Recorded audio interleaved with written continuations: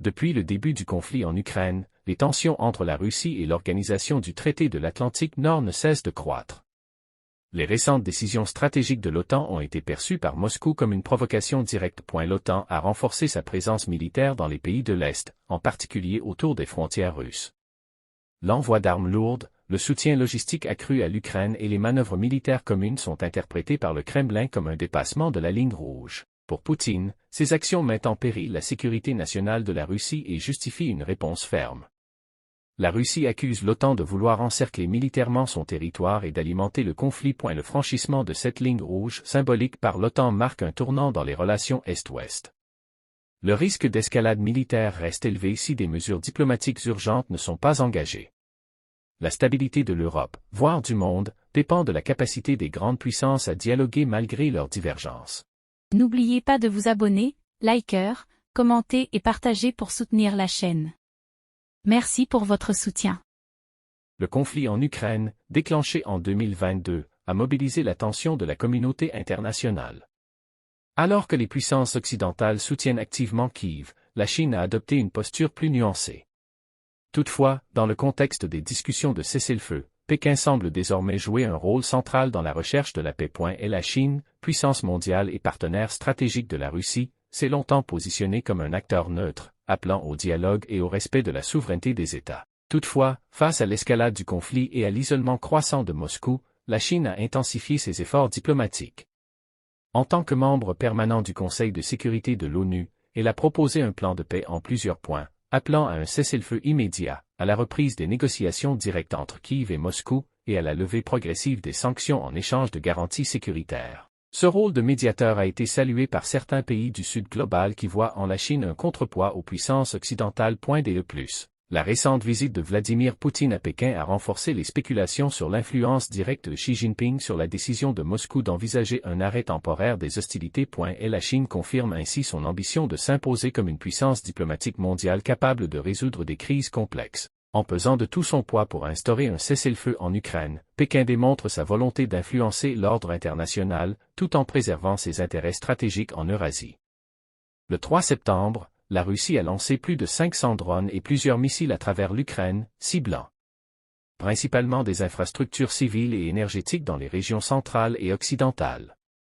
Ces attaques ont fait au moins 5 blessés et ont été qualifiées par le président Zelensky de démonstration de l'impunité russe. En réponse aux intentions de certains pays européens de déployer des troupes en Ukraine, le président russe Vladimir Poutine a averti que toute force occidentale présente sur le sol ukrainien serait considérée comme une cible légitime par l'armée russe. Cette déclaration intervient alors que 26 pays, principalement européens, ont exprimé leur volonté de soutenir militairement l'Ukraine en cas de cessez-le-feu, notamment par le déploiement de forces terrestres, navales et aériennes. Le président ukrainien Volodymyr Zelensky a récemment exhorté la Chine à jouer un rôle plus actif dans la recherche de la paix en Ukraine. Cette demande survient alors que Vladimir Poutine participait à un sommet régional en Chine, soulignant l'importance de l'engagement de Pékin dans la résolution du conflit. Plus de 3 ans après le début de l'invasion russe, le conflit en Ukraine reste intense et complexe.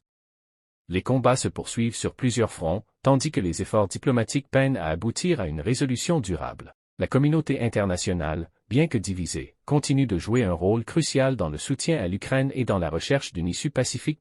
Et la région de Donetsk est actuellement le théâtre d'une concentration massive de forces russes, avec environ 100 000 soldats déployés près de Pokrovsk.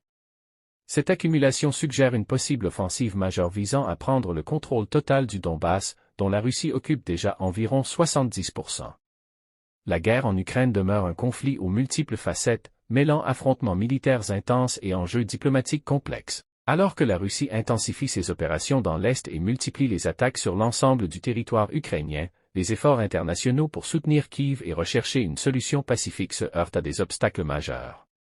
L'avenir du conflit dépendra en grande partie de la capacité des acteurs internationaux à coordonner leurs actions et à exercer une pression efficace pour parvenir à une désescalade durable. N'oubliez pas de vous abonner, liker, commenter et partager pour soutenir la chaîne. Merci pour votre soutien. Dans un contexte de tensions croissantes entre la Russie et les pays occidentaux, le président russe Vladimir Poutine a adressé un avertissement ferme aux pays européens. Cet avertissement fait suite à l'intention annoncée par certains États européens d'envoyer des troupes en Ukraine pour soutenir Kiev dans le conflit contre la Russie. Lors d'un discours officiel, Vladimir Poutine a déclaré que toute tentative de déploiement militaire européen en Ukraine serait considérée comme une escalade majeure et une menace directe à la sécurité de la Russie. Il a rappelé que la Russie restait déterminée à défendre ses intérêts stratégiques et sa souveraineté, n'excluant pas des réponses militaires en cas de provocation. Le Kremlin voit dans ses intentions occidentales une ingérence dans un conflit qui, selon lui, résulte d'un élargissement injustifié de l'OTAN. Poutine a également mis en garde contre une « guerre généralisée » en cas d'intervention directe de l'Europe. Cet avertissement de Vladimir Poutine illustre le niveau élevé de tension géopolitique actuelle. Il appelle les pays européens à la prudence et à une approche diplomatique, sous peine d'aggraver un conflit déjà lourd de conséquences pour la stabilité mondiale.